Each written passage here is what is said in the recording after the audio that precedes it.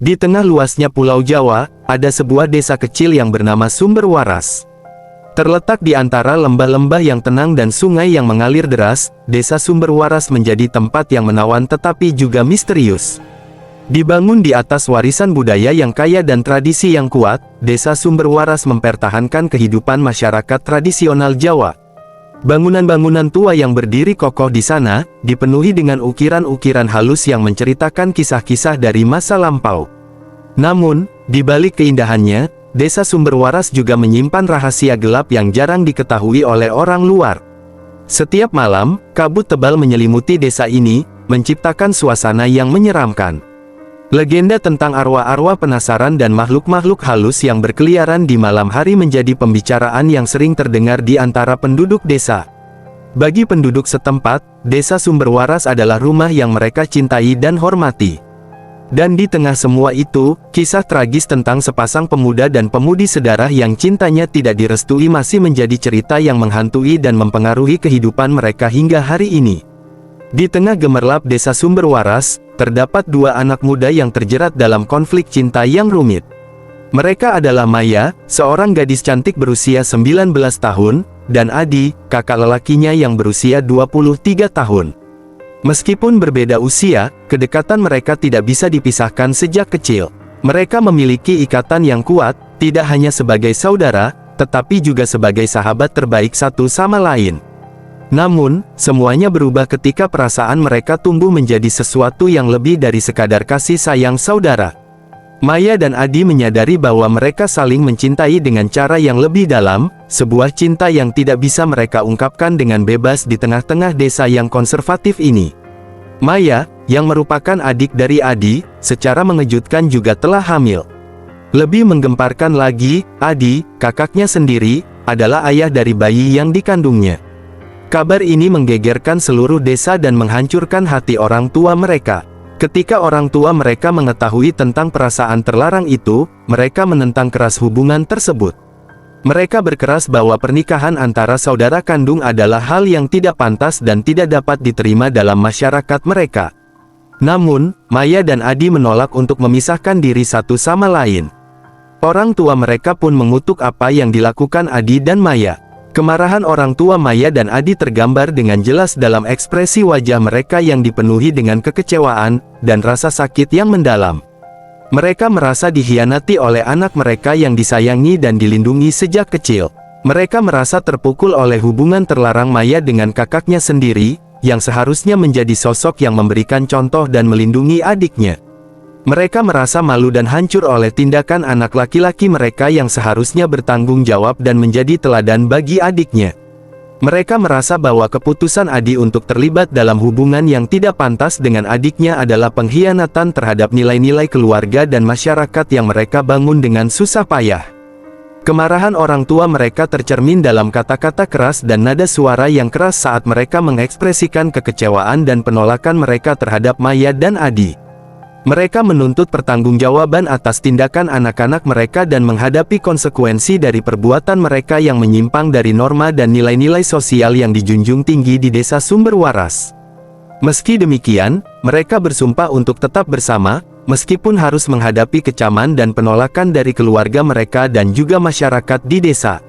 Di tengah kegelapan malam yang sunyi, Maya dan Adi, pasangan yang terjebak dalam cinta terlarang, mengambil keputusan tragis untuk mengakhiri hidup mereka bersama. Mereka memilih sebuah pohon rindang di pinggiran hutan di luar desa Sumber Waras sebagai tempat terakhir untuk mengucapkan selamat tinggal pada dunia ini. Dengan hati yang terberat, mereka duduk berdampingan di bawah pohon yang teduh itu, memegang erat tangan satu sama lain. Cahaya rembulan menyinari wajah mereka yang dipenuhi dengan rasa sakit dan penyesalan. Mereka membiarkan air mata mereka mengalir bebas, mengekspresikan semua perasaan yang tidak dapat mereka katakan dengan kata-kata. Dalam keheningan malam yang penuh dengan rasa sedih, mereka berjanji untuk tetap bersama di dunia berikutnya. Dengan nafas terakhir mereka, Maya dan Adi mengucapkan selamat tinggal pada dunia yang penuh dengan konflik dan ketidaksetujuan, memilih untuk mencari kedamaian di alam baka. Dan esoknya keduanya ditemukan tergantung di pohon itu. Ketika kabar kematian tragis mereka menyebar di desa Sumber Waras, suasana duka melanda seluruh warga. Namun, kisah mereka tidak berakhir di sana. Konon, roh mereka yang terpisah dari dunia ini tidak bisa menemukan kedamaian. Dikatakan bahwa setiap malam, bayangan Maya dan Adi menghantui hutan di luar desa, mencari kepuasan untuk penderitaan dan penyesalan yang mereka alami semasa hidup. Orang-orang yang lewat di dekat hutan sering mendengar suara tangisan dan ratapan yang melengking, merayap di antara pepohonan gelap. Beberapa bahkan bersaksi telah melihat siluet-siluet gelap yang bergerak di antara bayangan, menambahkan cerita-cerita mengerikan tentang hantu pasangan pengantin yang tak direstui itu. Warga desa kemudian menambahi bumbu-bumbu lain dalam cerita hantu sepasang pengantin ini. Disebutkan jika hantu sepasang pengantin ini suka mengganggu mereka yang melakukan perbuatan asusila di luar nikah di desa itu. Sehingga tak ada yang berani melakukan perbuatan asusila tanpa ikatan suami istri di desa itu. Bertahun-tahun kemudian, di desa Sumberwaras yang tenang, Andika dan Arini adalah pasangan masa kini yang baru saja menetap di sana. Meskipun belum menikah secara resmi, mereka memutuskan untuk tinggal bersama di sebuah rumah kecil di pinggiran desa. Bagi mereka, cinta mereka sudah cukup untuk mengikat hubungan mereka, meskipun tanpa pernikahan di mata hukum atau masyarakat. Namun, untuk menghindari gosip dan penilaian dari penduduk desa yang konservatif, Andika dan Arini memilih untuk berbohong dan mengaku telah menikah kepada warga desa. Mereka menganggap itu sebagai hal yang wajar dan penting untuk menjaga citra mereka di mata masyarakat, meskipun sebenarnya mereka tahu bahwa kebohongan itu akan menimbulkan konsekuensi di kemudian hari.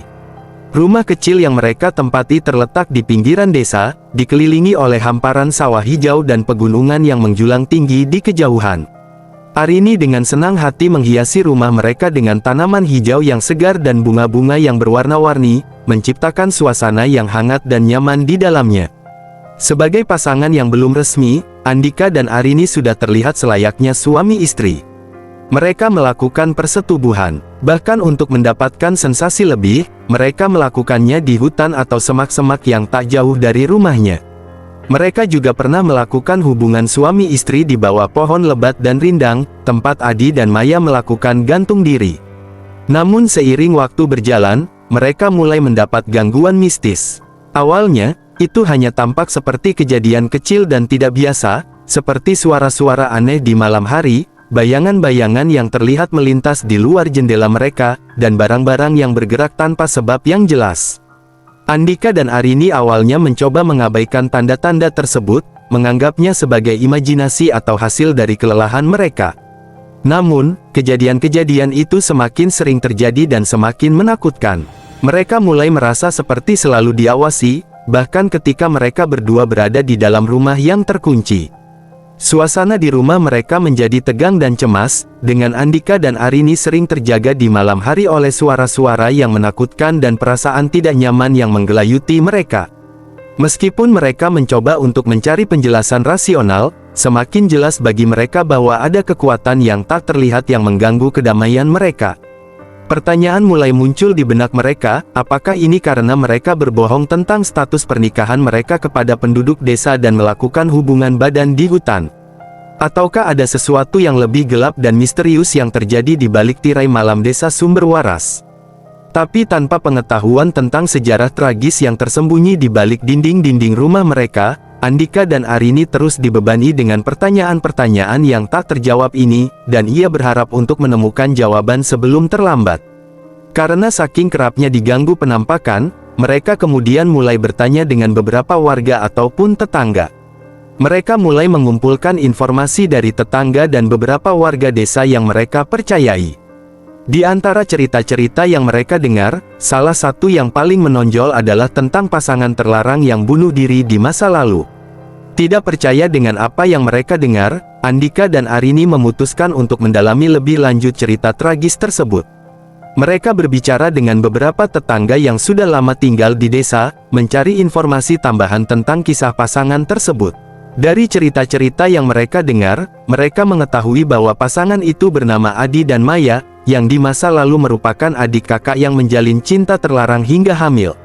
Dan mereka juga mendengar dari warga jika hantu ini akan mengganggu pasangan yang melakukan hubungan suami istri di luar pernikahan. Alangkah terkejutnya mereka, Arini berpikir untuk pergi saja dari desa itu dan berpindah ke tempat lain. Andika pun menyetujui untuk menghindari hal buruk terjadi. Mereka mengemas barang-barang mereka dengan cepat, meninggalkan semua kenangan dan harapan yang mereka miliki di desa tersebut. Saat matahari mulai terbenam di langit, Andika dan Arini meninggalkan desa Sumber Waras dan memutuskan kembali ke kota. Saat mereka meninggalkan desa itu, Andika dan Arini merasa lega dan sedikit lega. Saat malam tiba, Andika serta Arini akhirnya sampai di apartemen mereka di kota. Dengan perasaan aman yang perlahan-lahan kembali, mereka mencoba untuk kembali ke rutinitas mereka dan melupakan kengerian yang telah mereka alami. Malamnya mereka memutuskan untuk bersenggama, melepaskan semua beban yang selama ini dihadapi. Namun, ketika mereka tengah bergumul di tempat tidur, suasana mulai berubah. Udara di dalam apartemen tiba-tiba terasa dingin dan berat. Lampu mulai berkedip-kedip, dan suara aneh mulai terdengar, mirip dengan suara-suara yang mereka dengar di desa. Mereka pun bergegas mengenakan pakaian kembali dan merasa ketakutan. Dan tiba-tiba, tubuh mereka membeku saat melihat penampakan dua sosok hantu di hadapan mereka. Itu adalah Adi dan Maya, pasangan tragis yang bunuh diri di desa Sumber Waras. Wajah Adi dan Maya yang pucat dan ada bekas jeratan di leher menatap lurus ke arah Andika dan Arini. Mata mereka kosong namun penuh dengan kesedihan dan kemarahan. Tubuh mereka yang mengenaskan membuat suasana kamar menjadi sangat mencekam. Andika dan Arini terperangah dalam ketakutan, tidak mampu bergerak atau berteriak. Keheningan yang menakutkan menyelimuti ruangan, hanya terdengar suara napas mereka yang terengah-engah. Sosok hantu Adi dan Maya berdiri di sana, seolah-olah ingin menyampaikan sesuatu. Dengan suara yang serak dan penuh kepedihan, hantu Maya mulai berbicara. Kalian tidak seharusnya melakukan apa yang telah kami lakukan. Cinta yang terlarang membawa kutukan dan penderitaan yang tiada akhir. Hantu Adi menambahkan dengan nada yang sama menyeramkannya, kini kalian juga harus merasakan penderitaan yang kami rasakan. Dengan gemetar, Andika dan Arini meminta maaf pada kedua hantu itu. Maaf yang diucapkan Andika dan Arini tidak mampu mengusir kehadiran roh-roh Adi dan Maya. Sebaliknya, roh-roh itu semakin kuat dan marah. Kemarahan mereka yang terpendam sekian lama meledak, dan mereka memutuskan untuk mengambil kendali penuh atas tubuh Andika dan Arini. Dengan gerakan tiba-tiba dan penuh keputusasaan, Andika dan Arini merasakan tubuh mereka menjadi kaku dan tidak terkendali. Mata mereka menjadi kosong dan dingin, dan tanpa bisa melawan, mereka menyadari bahwa roh Adi dan Maya telah merasuki tubuh mereka. Keinginan untuk hidup yang sebelumnya kuat kini digantikan oleh dorongan kuat untuk mengakhiri segalanya. Dalam keadaan kerasukan, Andika dan Arini berjalan ke arah lemari, mengambil seutas tali yang kebetulan tergantung di sana. Mereka bergerak seperti boneka yang dikendalikan, tanpa emosi dan tanpa kendali atas diri mereka sendiri. Dengan tangan yang gemetar namun tegas, mereka memasang tali itu di langit-langit apartemen mereka. Dalam hening yang menakutkan, Andika dan Arini memasukkan kepala mereka ke dalam jeratan tali. Tatapan mata mereka yang kosong menatap lurus ke depan, seolah-olah melihat dunia lain yang hanya bisa mereka pahami dalam keadaan kerasukan ini. Dengan satu gerakan terakhir yang penuh ketegasan, mereka menendang kursi yang menjadi pijakan mereka. Saat tubuh mereka tergantung di udara, perlahan-lahan roh Adi dan Maya keluar dari tubuh mereka. Seminggu kemudian, bau busuk menguar dari apartemen itu. Salah satu penghuni apartemen memutuskan untuk mendobrak pintu, dan mereka menemukan tubuh Andika dan Arini tergantung dan membusuk. Beberapa ulat yang menggerogoti tubuh mereka jatuh di lantai.